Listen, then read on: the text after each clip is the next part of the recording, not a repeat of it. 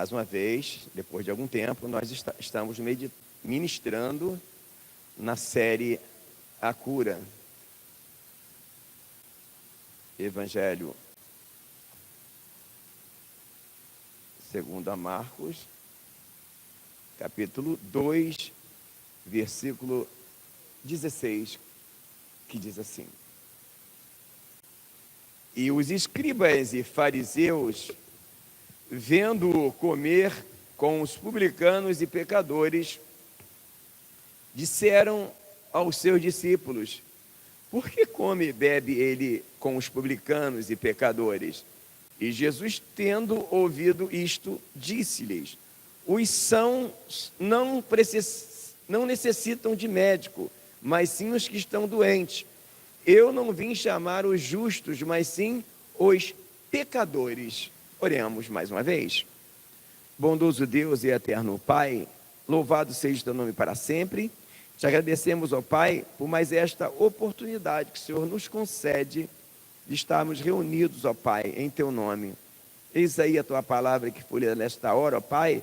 Toma, eu te peço agora em tuas mãos e libera para nós, ó Pai, a tua instrução, ó Pai, o teu alimento, ó Deus, porque nessa noite o teu povo que está reunido neste lugar e outros em suas casas, outros em seus trabalhos, ó Pai, estão ansiosos por ouvir a tua voz. Pai, eu reconheço a minha impotência diante de uma demanda tão altíssima que é trazer a tua ministração, ó Pai. Reconheço, ó Deus, que somos, ó Pai, diante disso tudo, jamais compatíveis, ó Pai. Sabemos, ó Deus, que só tu tens a palavra da vida eterna. Pai, reconhecemos a nossa limitação e te pedimos que tu venha falar, ó Pai, porque é só quando tu falas é que coisas gloriosas acontecem, ó Pai. Que eu venha mais uma vez diminuir, que tu venha crescer, que prevaleça a tua verdade, a tua vontade, a tua palavra. Ó Deus de Israel, que prevaleça o teu amor, ó Pai, que nesta noite, ó Pai, ó Deus de Israel, tu venha fazer notória a tua presença, tu venha falar, ó Deus, aos nossos corações, ministrar as nossas vidas, ó Pai, trazendo a tua cura, a tua paz, o teu amor, a tua libertação. E no nome santo do teu Filho amado Jesus Cristo, neste momento, nós repreendemos todo o mal, toda entidade maligna, todo espírito imundo e toda palavra de maldição. Haja mais uma vez nesta noite cura, salvação e libertação em nome de Jesus. Amém. Amados, queiram assentar-se, por favor. Já havíamos, na verdade, ministrado nesse tema, mas a captação não ficou boa e faltou também alguma coisa na ministração. E por conta disso, nós estamos novamente hoje falando no tema. Creio que será só essa mensagem capaz de abordar tudo aquilo que o Senhor tem nos dado sobre o assunto. Mas eu digo para você que é um assunto de suma importância que nós iremos ministrar nessa noite. Eu quero meditar um pouquinho no texto antes de entrarmos maiormente no tema.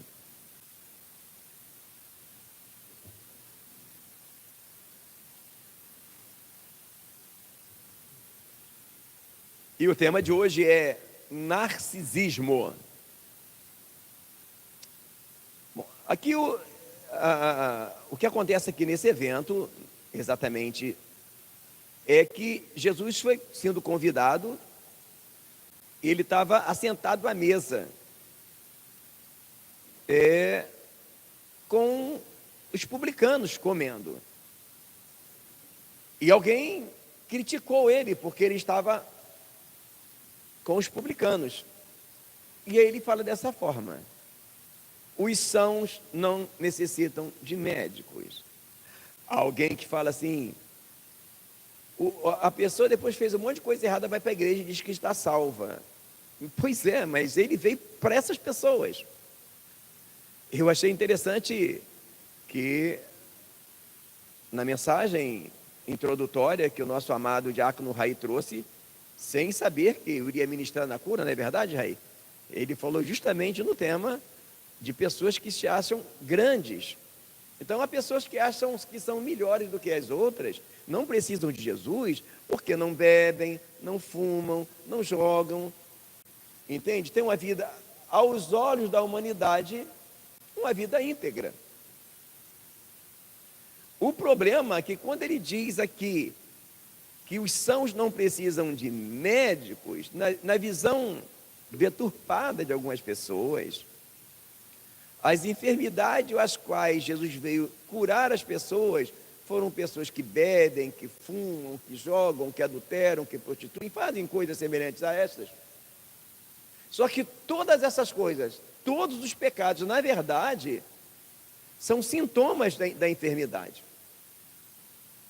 O pecado não é a enfermidade em si, é o sintoma de uma enfermidade. E por conta disso, algumas pessoas se acham que não necessitam do Senhor.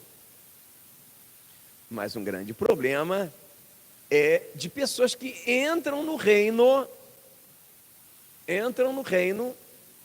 e acham que o crescimento espiritual está atrelado a níveis eclesiásticos. Pessoas que pensam que nós viemos para Cristo para ser curados, e a cura é muito maior do que deixar de fumar, de beber e de adulterar, que já é algo glorioso. A cura é muito maior do que isso, porque aquele sacrifício lá na cruz foi para quê? Para imprimir em nós o quê? A natureza divina, a mente de Cristo. Não foi só para... Se o sangue da cruz proporcionasse a libertação das drogas, da bebida, da prostituição e tudo mais, já era excelente. Se o sangue da cruz proporcionasse, foi também para proporcionar as curas físicas, como câncer, tuberculose, já era algo glorioso. Só que aquele sangue de Jesus, que foi derramado na cruz, foi um sangue tão glorioso que vai além disso aí. Na verdade, ele disse que o reino dos céus não vem com aparência exterior. Ou seja, a cura que ele veio promover é algo muito mais interior do que as pessoas pensam. Por isso ele disse: limpa primeiro o interior do copo e do prato, para que todo o resto fique limpo. Então, o primeiro equívoco que acontece com as pessoas quando estão no reino é achar que a transformação maior que Deus vem fazer, e não que não seja importante, seja o modo de andar, o modo de vestir, o modo de falar. E eu exatamente nasci em um lar evangélico, mas propriamente dito num lar que se chama um pentecostal. Eu nasci vendo milagres. Mudo falar, paralítico andar, muitas curas. E a gente nunca consegue entender que todo aquela presença de Deus que eu via não era o ponto alto e não era onde começou tudo. E quando eu percebi que a igreja ela tinha mergulhado num esfriamento gradativo e constante, à medida que eu fui pegando mais idade, fui me tornando um adolescente e um jovem, eu percebi que a igreja ela tinha cada vez mais se esfriado, cada vez mais se mundanizado. E aquela presença que havia no passado, porque o ponto mais alto de quando eu era jovem na igreja, não era nem só os milagres que a gente via, era um amor que havia entre os irmãos, era uma paz que a gente via na vida das pessoas, que eu achava aquilo surreal. Não era uma paz de alguém demonstrar que tem, era uma paz que existia e subsistia, independente das circunstâncias. E na minha ignorância, eu pensei logo, o problema é porque as pessoas hoje em dia não usam mais aquele tipo de roupa, aí os irmãos que não cortavam o cabelo passaram a cortar, e maquiagem e tudo mais, e eu valorizava ao extremo o estereótipo e achava que o problema estava tudo nessa vibe. Até que Deus me mostrou que o problema maior não é o que se refletia por fora, não que não fosse um problema. O problema começou no interior. O problema começou quando alguém, movido pelo sentimento de grandeza, abriu mão de coisa que não se podia abrir mão e chegou aonde chegou. E pararam de se priorizar a santidade. Qual santidade exatamente? A estereótipa? Não. A santidade no espírito. Porque quando a palavra fala de santidade, ela fala, nós devemos ser santos no espírito, na alma e no corpo. E esse farisaísmo militante e operante nos fazia enxergar que o problema estava no estereótipo. E Deus, de uma maneira bastante prática, me fez ver que o problema não estava no estereótipo. Eu falo um pouco disso no episódio Como Foi a Minha Cura. Se você entrou nessa série pela primeira vez hoje, bem-vindo. Esta é a série A Cura. Então, você pode procurar esse vídeo na playlist que você vai encontrar Como Foi a Minha Cura, porque o tema hoje é narcisismo. Então, as pessoas vêm para Jesus para serem curadas no interior. E como isso acontece? Gradativamente, à medida que ela vai se relacionando com a palavra. E eu achava que o problema estava no estereótipo. As pessoas vêm com diversos problemas. E um dos problemas mais recorrentes é o narcisismo. E o que é o narcisismo? Pessoas que possuem uma opinião muito elevada sobre si mesma. Ela acha que ela é melhor crente do que todo mundo. É em conformidade com aquilo que o diácono Raí falou na mensagem que Deus usou para trazer. Então, o narcisista é assim. É algo ligado à pessoa que se olha no espelho. E o narcisismo é algo que nunca foi tão grande como agora. Você tira isso nas redes sociais, que as pessoas ficam postando foto e se olhando. O narcisista é aquela pessoa que adora a sua própria imagem. Ele acha que ele é superior a todo mundo. Ele tem uma autoestima elevada. Aquilo que alguns não têm, para ele sobra.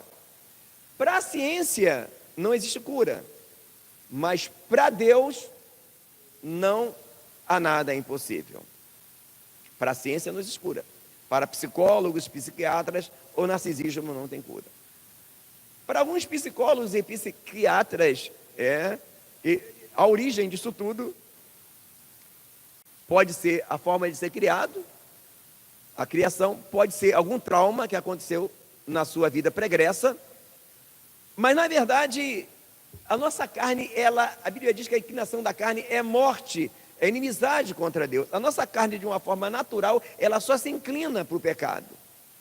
Claro que os agentes externos sempre contribuem para trazer uma maior anomalia no psique das pessoas através dos traumas que elas passam na sua vida pregressa. E o ponto, quando estamos com Cristo, é o quê? É buscarmos a santificação no Espírito. É mudar. A coisa mais horrível que eu já ouvi na minha vida é alguém dizer assim: não, Jesus me trouxe para o Evangelho assim, é porque Ele me amou assim, eu vou ficar assim. Não, irmãos. Nós estamos aqui para crescer, para sermos tratados a cada dia.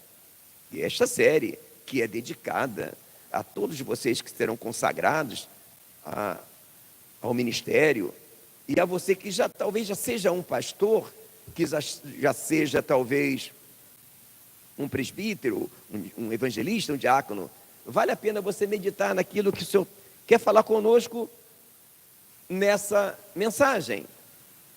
Por quê, amados?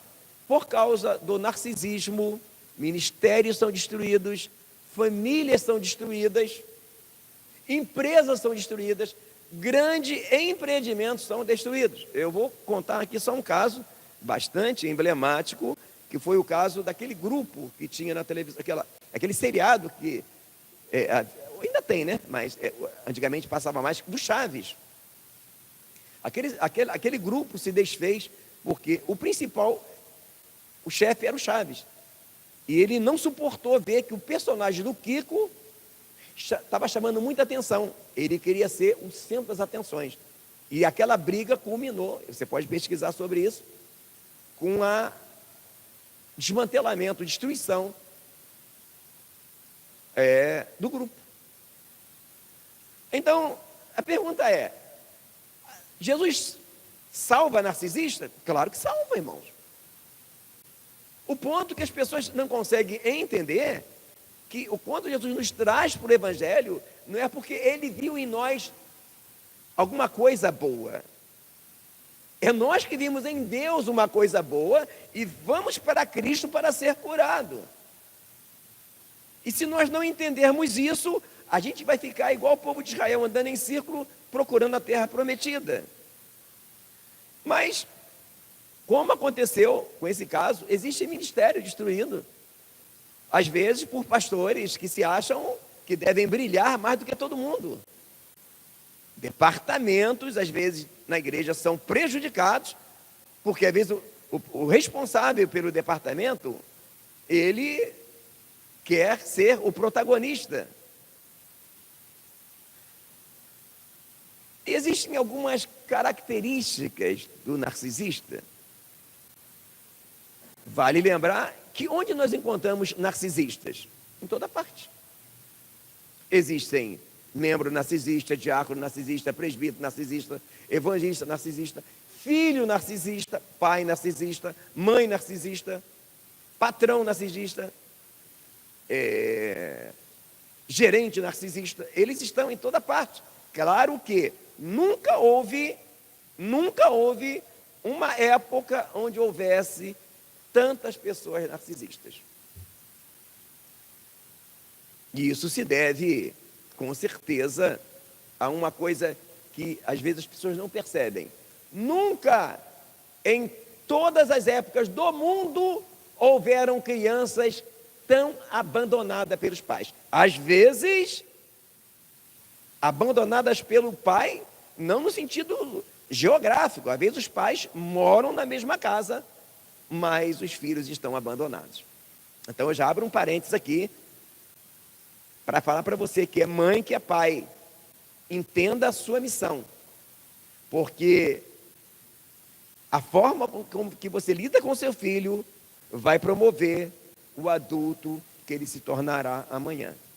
Ensina o menino no caminho que deve andar, que depois de velho não se desviará dele.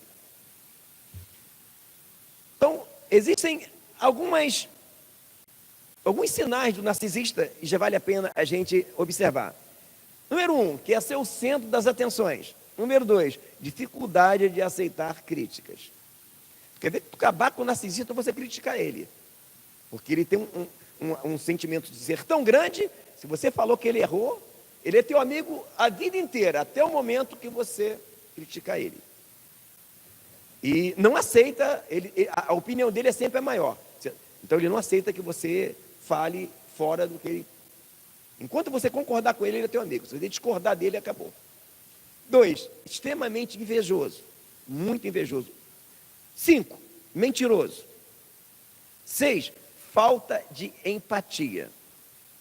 O narcisista, ele é tão engraçado que ele é capaz de dar uma bofetada na cara de alguém e depois sorrir como se nada tivesse acontecido. Eu falo uma bofetada não no sentido literal, com palavras. Existem palavras que doem mais do que um tapa na cara. E vocês sabem disso. O narcisista tem essa pegada.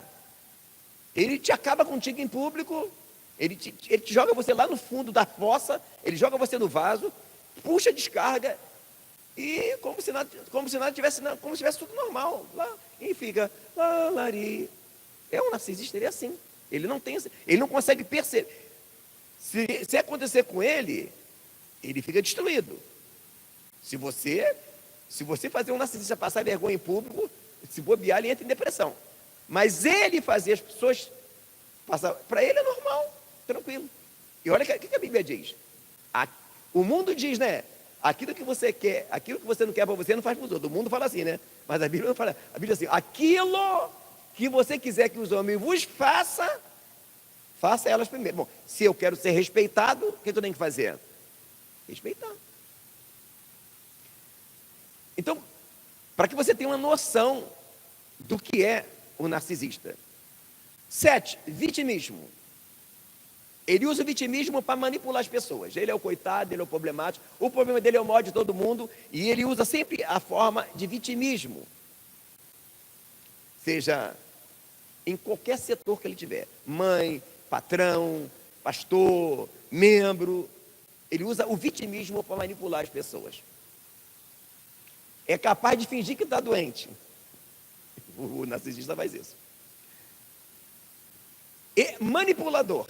Qualquer forma que ele sentir que ele pode te manipular, se o narcisista te der algo de presente, você pode ligar as antenas. Que aquilo que não tem almoço grátis, aquilo que ele te deu de presente vai servir de te manipular, para fazer o que ele quer que você faça, que ele quer. 9, se preocupa demais com o sucesso. Tudo que ele pensa é só sucesso. 10, preocupação com coisas pequenas. Mas besteirinha ele se preocupa. Coisa que, sabe, os detalhes que não tem nada a ver. E talvez você não conheça o assunto e não tenha uma noção do quanto o tema é algo muito grave. Para que você tenha uma noção do que o assunto não é um assunto pequeno. Existem mães e pais narcisistas. O problema já chegou a um nível tão elevado que se você for no Google, no Facebook, no YouTube e digitar mães narcisistas, você vai se assustar. Grupos de pessoas que sofreram na mão de mães narcisistas, me compreende? E ficaram sequeladas. Só para você ter uma noção que não é um assuntozinho qualquer. Não é algo para a gente ignorar. As sequelas de uma pessoa que lida com um narcisista, às vezes, se não for Deus, se não for pelo Senhor, se tornam irreversíveis. E o pior, incide no físico. O problema começa aqui e incide na vida física. Pessoas que trabalharam em lugares e foram assediados, tanto que hoje, nas leis trabalhistas, há agora parágrafos que não havia, chamado assédio moral. O tema não é um tema qualquer. Se você pesquisar um pouquinho sobre aqueles Marcos Melling, aquele diretor da Globo, que foi expulso da Globo, foi demitido, tem pessoas que choram de lembrar o que passou na mão daquele cara, de humilhação que passou. Aí você me pergunta, e na igreja tem disso? Tem, irmãos. A igreja tem, claro que tem. Ou você pensa que a igreja é lugar de quem? Irmão, se a gente fosse bom, a gente não vinha para cá, a gente ficava em casa. Aceitava Jesus, batizava nas águas e acabou. Para que vir para cá? Não é verdade? Nós estamos aqui para ser curados. O ponto é que a palavra fala o quê? A palavra diz assim, olha, Jesus disse assim, olha, eles não vêm para a luz para que as suas obras mais não sejam manifestas. Então nós estamos na igreja para quê, irmão? Para que tu acha que nós estamos na igreja? Para vir para a luz. Para os nossos pecados serem expostos. À luz da palavra. O que diz sobre a palavra? Porque a palavra de Deus é como uma espada de 2 gumes, penetra até a divisão da alma e do espírito, e é apta para discernir as intenções do espírito. Se você olhar o tempo todo das pessoas que interagiram com Cristo, o que mais Jesus fez foi lançar luz para elas. E eu creio que algumas nem estão escritas na Bíblia, que a Bíblia diz que nem tudo que Jesus fez está ali. Então nós vamos observar aquele povo que seguia Jesus, estava com Cristo na multiplicação dos pães, certo? E ele passa para o outro lado do rio e eles vão atrás dele, não é? Aí fala, ô mestre, a gente estava te procurando, onde é que você estava? O que Jesus fala para eles? Vocês estão vindo atrás de mim por causa do pão que vocês comeram lá, por causa dos peixes. O tempo todo, irmãos, o que mais Jesus fez foi trazer a luz. E quando ele pregava também, a plateia às vezes odiava ele, porque ele falava do pecado das pessoas. Então há uma ignorância muito grande das pessoas que querem mudar de vida, entende? E procuram esse evangelho coach que só massageia o ego, que só fala que você vai vencer, que o melhor da tua vida vai chegar e não vai no ponto. Por quê? As pessoas não gostam que fala dos erros dela. As pessoas não gostam de ouvir a verdade, preferem ouvir a mentira. Então o povo de hoje que vem para a igreja é aquele mesmo povo. E tem dois tipos de pregação. A pregação que é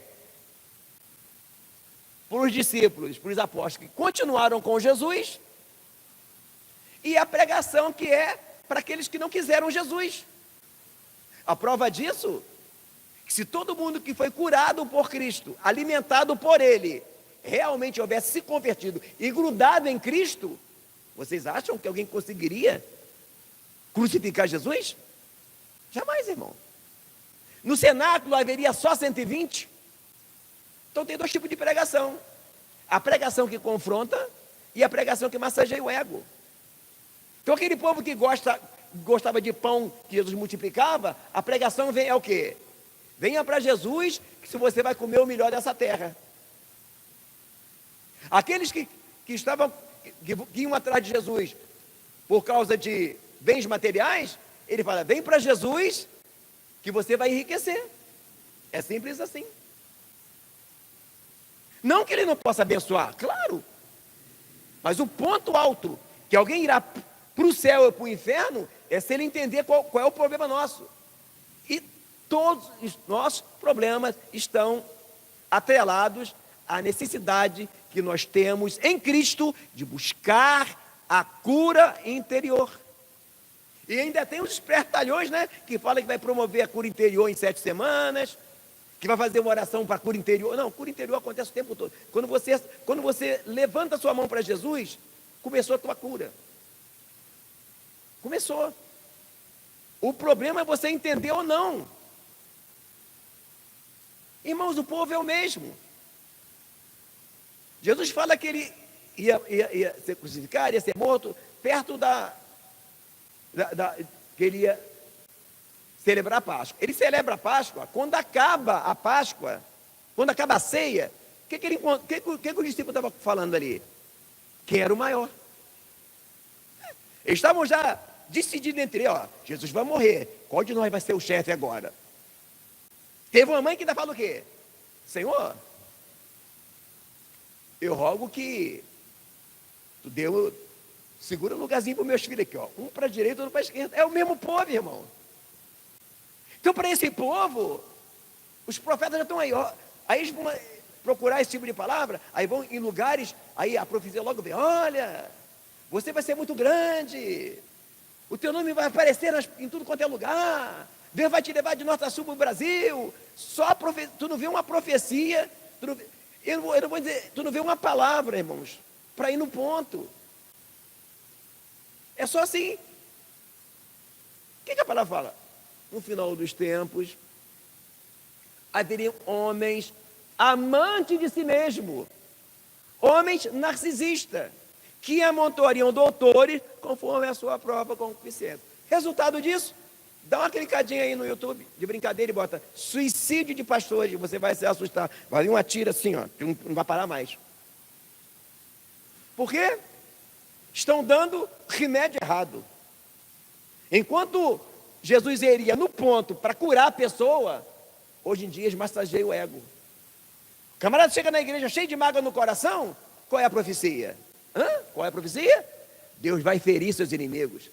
Quem te viu na prova e não te ajudou, quando vê você na bênção, vai se arrepender. Aí o camarada chora e vai para aquela todo feliz, com o ego massageado, chorando de alegria, falando até língua estranha.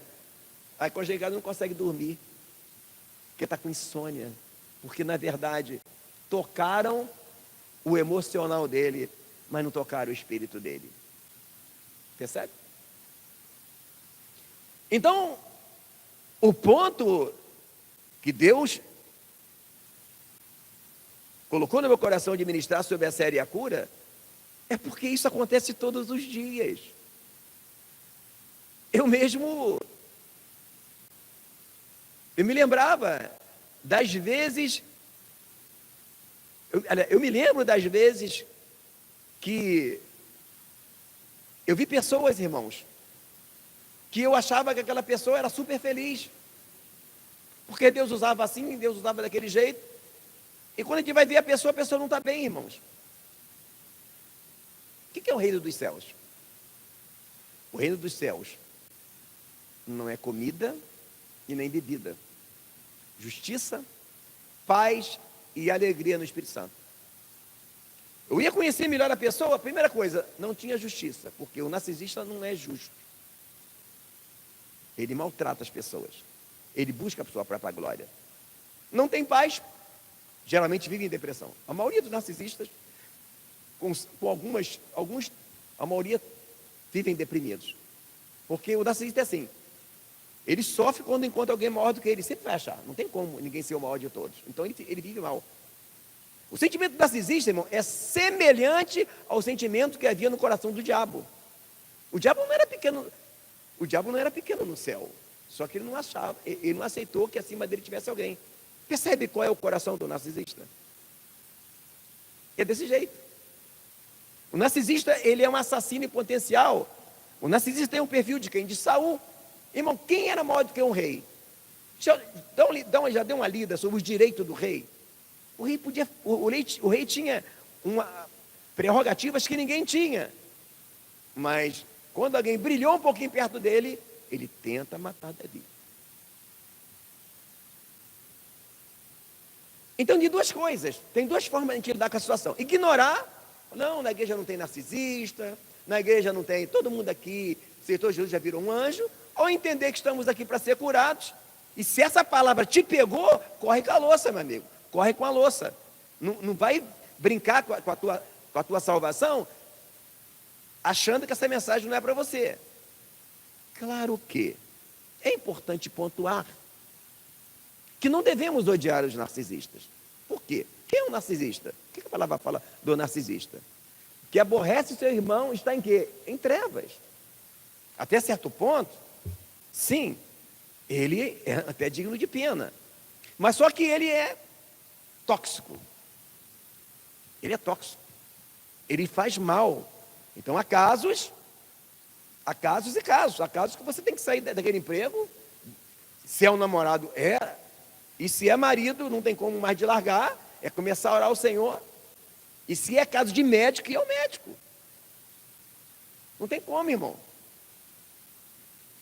Hoje, a lei contempla assédio moral. A lei contempla tortura psicológica, para você ter uma noção de que não estamos tratando de algo inexistente. Há mulheres doentes, irmão, sendo tratada por médico porque o marido é narcisista. Quem devia ser curado era o marido. Quem devia ser tratado era o marido, não a mulher. Há pessoas, às vezes doentes, em lugares com nome de igreja, sofrendo opressão por líderes. Às vezes não é nem um pastor, mas líderes de departamento, narcisistas. Porque é assim que eles funcionam. O narcisista, ele oprime a pessoa. O narcisista, ele tem a pegada de fazer você sentir um lixo. Ele lida com você como se você fosse um nada. A forma dele lidar com você é te olhando como se você não fosse nada. Você sente que ele lida contigo como se você fosse ninguém. Ele fala palavras que jogam você lá para baixo. Entende? E vocês que estão sendo preparados para cuidar de vidas, e vocês que já cuidam de vidas, é importante entender isso. Há mães narcisistas. Como é que eu lido? Eu sou uma filha, você vai brigar com sua mãe? Se não houver jeito, às vezes, é mudar de casa. Há filhos narcisistas, como é que eu faço? vai ter que saber lidar com isso. Há membros, sim. O narcisista, ele está sempre procurando onde você errou, não onde você acertou. Ele quer que você se sentir culpado, um lixo, o tempo todo. E o que você vai fazer? Bom, primeira coisa, já viu o hospital de doenças contagiosas? Na época agora da pandemia foi assim, né? Como é que era? Máscara, não é isso? Máscara, roupa em cima e mais outro troço. Por quê? Por causa da contaminação. Aqui no reino, irmão, ninguém está livre de lidar com o narcisista, seja membro, seja o que for. Mas entender como lidar com ele determina o nosso sucesso. Número 1, jamais odiá-los. Porque se alguém tem que ser digno de pena, é ele, porque o cara está em treva. O narcisista está em treva, irmão, porque um narcisista, ele é um assassino de almas em potencial. Então quem é que está mal? Você ou ele? Então já começa por aí. Mas segundo, tu tem que ter cuidado, para que o que está nele não traga tristeza para você e ele contamine você com o quê? Com o que ele tem. Por isso, o que diz lá no livro de Hebreus 12, 14? Ninguém se prive da graça de Deus e não permita que uma raiz de amargura brotando e por ela muitos se contaminem. O que é uma raiz de amargura? Todo mundo tem, irmãos. Tem gente que pensa que a raiz de amargura é quando alguém briga com o outro. Não, ali ela brotou. Raiz de amargura, irmão, é tudo que está na nossa vida pregressa, que traz alguma anomalia em nosso psicológico, e nós lidamos de forma... pode ser o complexo de inferioridade. Hoje, nós estamos falando sobre o narcisista. Porque o narcisista, ele vive assim, irmãos. E ele está na casa do Senhor para ser curado. Às vezes você como que lida com pessoas, você vai lidar com o narcisista. Só que você vai ter que ter cuidado. Número 1, primeira coisa que você tem que entender, cuidando de vidas, irmãos, é jamais trazer para o pessoal. Então como é que é isso? Nós aqui não estamos fazendo a obra nossa. Nós estamos cuidando de ovelhas nossas. As ovelhas são do Senhor. Então se alguém critica a tua pregação, tu não pode trazer para o pessoal. Tu pregou a tua palavra ou do Senhor? É do Senhor. Se você é responsável por um departamento, você faz o teu melhor, e alguém critica você de forma que você sabe que é um narcisista para te derrubar, tu não pode levar isso para o coração, senão ele vai te matar. Tu tem que entender e não trazer para o pessoal, irmãos. Você consegue entender? Quando você traz para o pessoal, é semelhante um camarada que está lidando com uma pessoa com lepra ou com tuberculose e abraçou ela e pegou a doença dela. Lidar com o narcisista compreende entender que ele pode te contaminar quando você, ao invés de entender que o narcisista ele é invejoso, ele vai te atacar, não é a você, mas é o que está brilhando em você, você não pode trazer para o pessoal. O narcisista, quando ele se levanta contra alguém que brilha, não é porque ele odeia aquela pessoa, é porque ele não suporta ver ninguém brilhar. Não tem jeito, irmãos. Se você pensa em fazer a obra de Deus e achar que você não vai encontrar narcisista, pula fora, tá bom? Só que outro problema é quando você mistura a obra de Deus com a sua vida pessoal. Nós aqui estamos trabalhando para quem, irmãos? Para o Senhor. Então a crítica que alguém fizer, transfere para o Senhor, você não fez. Segundo, entender que a palavra fala que é bem-aventurados os que são caluniados. Porque uma das formas do narcisista trabalhar é te caluniando. Ele joga todo mundo contra você e dorme tranquilo. Você só descobre um tempo depois. E aí, como é que você faz? Mentira e o pior, ainda se coloca como vítima. Se você pensa em pastorear, em fazer a obra de Deus, dirigir departamentos, e fala assim, eu vou fazer a obra de Deus, mas não vou querer que apareça um narcisista para mim. Nem tente. Nós estamos aqui para cuidar de pessoas que estão doentes. E a doença do narcisismo nunca foi tão grande. É só você olhar as redes sociais. As pessoas, irmãos, eles fica, ai, minha foto, e fica lá, e olha. Só você vê, irmãos. É o mal do século. E o que acontece? Não vai ter jeito. Agora, se você é um narcisista, se você olhou essas coisas que eu falei aqui, eu quero que você não se sinta, ai, descobri que eu sou um narcisista, vou pular da ponte. Não. Assim como o narcisismo é algo ruim, tem outros problemas que também são. Cada um tem o seu problema, irmão. Não se sinta destruído porque você é um narcisista. Se sinta amado, porque apesar de você ser um narcisista, Jesus te trouxe para o reino. Você é digno de palmas, porque você foi amado por Jesus. O teu problema é se você perceber que você é um narcisista e falar assim, Lari, essa mensagem não é para mim. Eu sei que no último dia, ó, eu não vou nem lavar a mão, porque lavar a mão foi uma coisa ruim, né? O cara lavou a mão, vou dizer que eu estou lavando a mão, porque isso não é legal não, porque Pilatos lavou a mão, mas ele não pegou bem não, ele devia ter feito isso. Eu vou dizer que eu lavei as minhas mãos não, eu cumpri a minha missão. Tá? Porque, amados, pela misericórdia do Senhor, a gente tem uns anos de estrada, e como eu vi narcisistas se acabarem por não reconhecer. É só você ver o histórico de Saul. Saul, qualquer psicólogo que estudar Saul, percebe, o cara é um narcisista. Ele queria ser o cara. E quando ele viu que Davi brilhou, agora, olha o final de Saul. Vergonha, destruição, e o filho morreu na guerra. Então, se você é um narcisista, se você percebeu que você é um narcisista, seja sábio e prudente. A palavra fala, se confessarmos os nossos pecados, Ele é fiel e justo para nos perdoar. Primeira coisa é orar ao Senhor. Senhor, eu vi que eu estou com todos os requisitos. Eu estou em tudo aquilo ali que o pastor Sebastião falou. Mas não falei de forma alguma a depreciar você. Eu falei porque a pregação é essa. Eu não tenho vergonha, eu andei muito boiando, eu achava que o evangelho, o ponto alto, não que não seja maravilhoso, a língua estranha, o mover do Espírito, eu adoro isso, irmão. Eu não estou dizendo que isso não vale. Mas o problema é, a gente, na casa do Senhor, tem todo tipo de alimento. O problema que determina a nossa paz e o nosso crescimento espiritual é o quê? A nossa cura.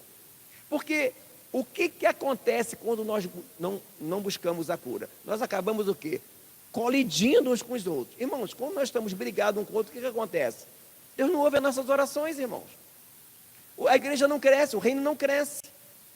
Entender, você que cuida de pessoas, ter sabedoria para lidar com o narcisista. Não deixar de forma nenhuma que o que ele faz com você vá para o teu coração. Entenda que ele é doente e que ele precisa muito mais da tua misericórdia do que da tua indiferença. Mas ter cuidado, porque se bobear, você pode ser envolvido com as coisas que ele faz. Mas se você também é um narcisista, seja sábio. Comece a orar ao Senhor para não aceite que a ciência fala que não tenha cura. Que existe cura, sim. Está lá. Está lá escrito na palavra de Deus. E a jactância é escolhida por qual lei? Pela lei da fé. O que é a jactância? Amor próprio. Está lá, no versículo. Está na Bíblia. Jactância. Então, amados, a igreja está perto do arrebatamento. E nunca foi tão importante nós lavarmos as nossas vestiduras no sangue do Cordeiro. Não podemos ser estúpidos de achar que nós estamos aqui porque Jesus trouxe a gente para o Evangelho, porque a gente é muito bonzinho, e por isso Ele nos trouxe. Não podemos ignorar também quando vemos alguém sofrendo, sendo maltratado por um narcisista, e dizer para ele continuar. Se é um namoro, se é um noivado, pula fora. Se é um casamento, chegou a níveis que não dá mais para segurar, chame a polícia. Não tem esse negócio, não, a polícia está aí para isso, irmãos. Existem casos que são casos de polícia. Eu vou repetir, polícia. Que outro dia eu fiquei assustado. Eu vi uma pregação que o pregador falava que a mulher pode ser maltratada, violentada, que está tudo certo. Não, irmãos, não. Deus não trouxe a gente para o reino para sofrer desse tipo de forma, desse jeito. E se você der esse conselho para uma mulher e ela se suicida, como é que você vai dormir depois? Há limites. Então, se você é um narcisista e percebe que você só quer ser o centro das atenções, tu quer ser sempre a cereja do bolo, que você tem dificuldade de aceitar críticas, que você é invejoso, que você mente que nem sente, que você não tem empatia, que você maltrata os outros e não está nem aí com o sofrimento do teu irmão. O tempo todo você se acha vítima. Se você gosta de manipular as pessoas, se você se preocupa demais com o sucesso, nessa noite é importante que você entenda que se confessarmos os nossos pecados, Ele é fiel e justo para nos perdoar. Quantos ministérios foram destruídos? Porque pastores tinham síndrome de Saul. Tem pastor que é uma bênção, irmãos. A igreja está uma bênção, a igreja está crescendo. Até um dia que entra alguém que ele acha que aquele irmão brilha mais do que ele, e o ministério dele acabou ali. Já vi ministério acabar assim, irmão. Irmãos, qual é o comparativo que a Bíblia faz da igreja? Está lá em Tiago. Nós somos astros para refletir no mundo a glória de Deus. Já deu uma olhadinha no céu? Todas as estrelas são iguais? São? Não. Todas as estrelas têm a mesma cor? Também não. Todas as estrelas brilham em um mesmo horário? Também não. É assim a igreja. É a Bíblia que faz essa comparação. Então, nunca se sinta menor se você brilha, se o teu brilho é verde, o outro irmão brilha azul. Nunca se sinta menor se o ministério do irmão está brilhando mais nesse momento e o teu ainda não. Aguarde o seu momento. Nunca se sinta mal se você é um pastor, existe um evangelista brilhando muito na tua igreja. Porque se você se levantar contra o brilho que está nele, que é Cristo, você se levanta contra Cristo. Hello? Você está se levantando contra Cristo. Você vai quebrar. Amado, eu falo isso em amor. Perdi a conta de pastores, grandes pastores que naufragaram, porque não suportaram ver Deus usar na igreja alguém que não fosse ele. É a síndrome de Saul. A igreja é uma constelação de estrelas. Cada um tem o seu momento de brilhar, cada um brilha de um jeito, há variedade de operações, mas o Espírito é o mesmo. Só tem um que merece toda a honra e toda a glória, que é Cristo. Mas o brilho que existe em algum irmão na igreja, no diácono, no evangelista, no pastor, não é dele. Se você levanta contra esse brilho, você se levanta contra Deus. Esse é o ponto. Esse é o ponto, amados. Então não adianta a gente ignorar esses fatos e achar que na casa de Deus não tenha isso, porque tem. Nós temos que aprender a lidar com isso. E essa série se propõe a preparar você, que está sendo treinado para cuidar de vidas aqui na IBC de Campo Grande, que será consagrado no próximo sábado, ou seja, no outro sábado. Por quê?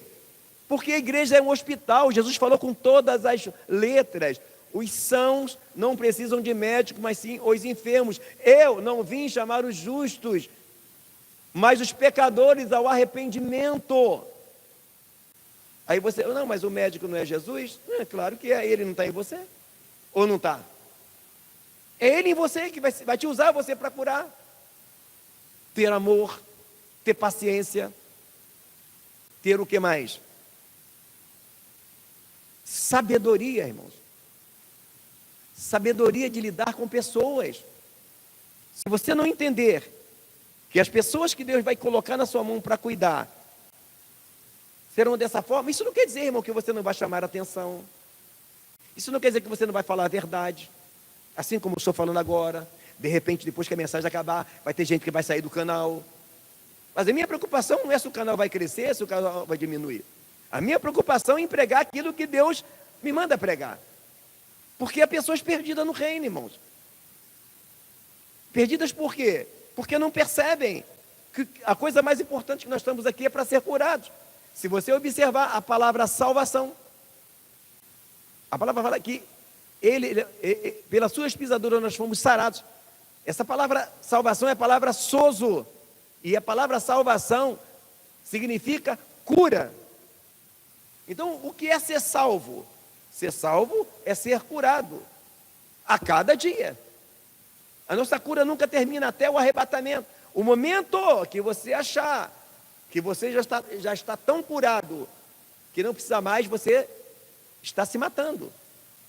Porque se porventura você chegar a um nível de cura tão grande, Deus vai te arrebatar. E por que que Deus fez dessa forma, igreja? Por quê? Se Deus colocasse aqui na frente um pastor que não tivesse doença, que não fosse doente, ele não teria paciência com o enfermo. Então você que vai cuidar de vidas, ama cuidar de vidas, porque eu particularmente eu amo. Eu sou fruto de alguém que teve paciência comigo. Você tem que entender que todas as vezes que você vê alguém enfermo, você tem que entender que você também tem. E por isso ter paciência com ele. Que às vezes você pode não ter o problema do narcisismo, certo? Mas você pode ter outro. E as pessoas vão para o inferno por todo tipo de pecado. Porque os pecados, irmãos, no psicológico, as enfermidades no psicológico, o problema delas terem que ser tratadas é porque elas promovem as dissensões. O que está lá no livro de Tiago? Por que a guerra é entre vós? Porque sois invejosos, cobiçosos.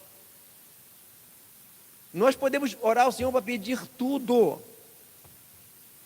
Mas se o que nós estamos pedindo é por inveja, ou é por parcialidade, ou é por competição com o nosso irmão,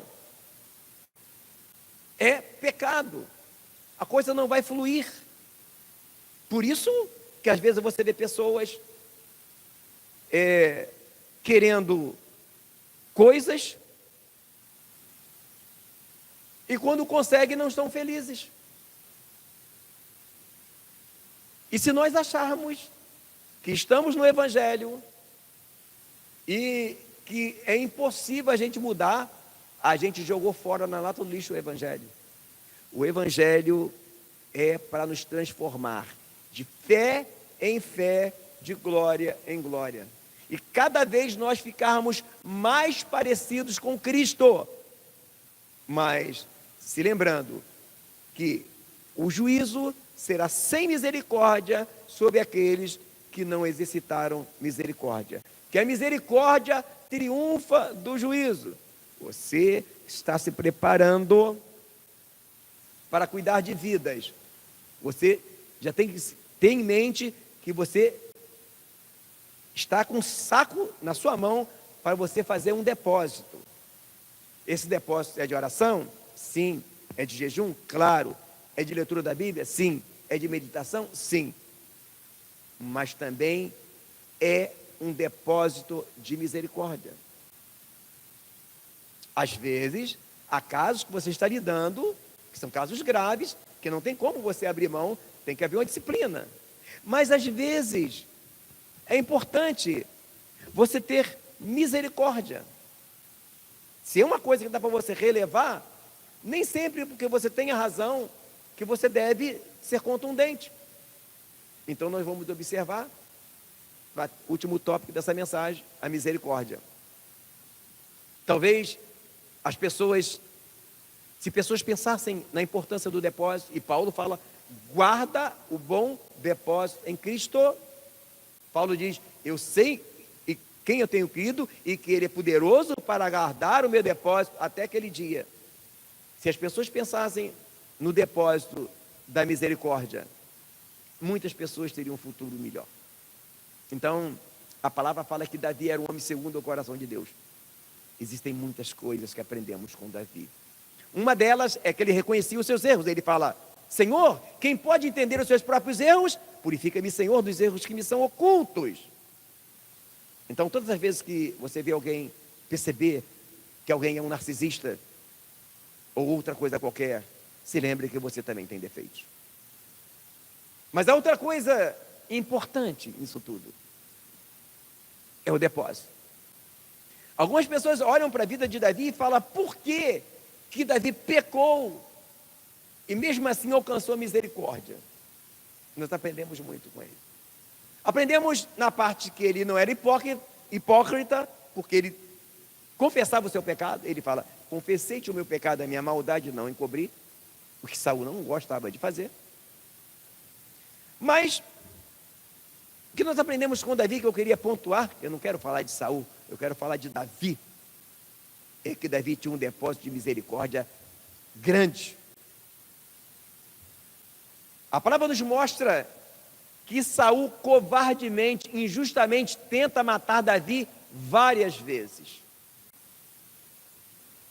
E Deus dá Saul na mão de Davi. E o que Davi faz? Não mata. E alguém fala assim, mas Deus deu na tua mão. Deus deu. Irmãos, Deus faz tudo para ver o que você vai fazer. Sabe o que aconteceu? A misericórdia, o depósito de misericórdia que ele teve com Saul, quando Davi peca lá na frente, com a mesma medida que nós medimos, seremos medidos. E teremos boa medida, recalcada, sacudida e transbordante. Deus puniu Davi pelo seu pecado, mas ele alcançou misericórdia. Sabe por quê? Ele semeou misericórdia. Então, para você que vai cuidar de vidas, tenha em mente que você está com um saco na mão para encher de misericórdia. Ser justo, se houver disciplina, tem que haver, mas tenha paciência, tenha misericórdia, porque você pode precisar. Quando Davi precisou de misericórdia, ele alcançou. Então, eu termino essa minha fala dizendo da importância da misericórdia, da importância de se lembrar que se porventura hoje você tem um certo grau de espiritualidade, que um dia você foi menino na fé. Da importância de se lembrar que mesmo você estando certo, coberto de razão, se for possível você relevar, mesmo você tendo razão, vale a pena. Porque nós não estamos livres, amados.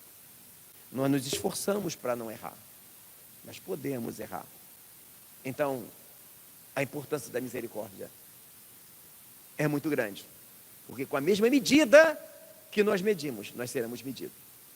Quem semeia paz, quem semeia amor, sempre vai colher amor. Então, é importante a misericórdia. Vamos orar? E depois nós vamos louvar ao Senhor. Pai, eis aí a tua palavra que foi lida, Senhor. Dá-nos graça, Senhor, para que possamos ser um instrumento nas suas mãos para levar a cura. Dá-nos graça, ó Pai, para que possamos cada vez mais aumentar o nosso depósito de misericórdia. Dá-nos graça, ó Pai, para também falarmos a verdade, mesmo quando falar a verdade nos trouxer algum tipo de ônus. Pai, dá-nos graça, Senhor, para que possamos verdadeiramente olhar, ó Deus, as pessoas com os olhos que Tu as vês, com um olhar de misericórdia. Talvez algumas, ó Pai, irão embora como foi o mancebo rico. Talvez algumas, ó Pai, irão embora porque falamos a verdade, mas eu sei, Senhor, que um dia estaremos diante do grande trono branco. Iremos dar conta se falamos a verdade ou se não tivermos o amor de falar a verdade. Porque a tua palavra diz que tu corrige a quem tu ama e que recebe por filho. Dá-nos graça, Senhor, para que possamos falar a verdade, mesmo quando isso nos trouxer o desprezo das pessoas, nos trouxer às vezes o abandono, Pai, que possamos ser fiéis à tua palavra, mas acima de tudo, Senhor, que possamos nos lembrar que a honra, que a glória pertencem a ti. Amém.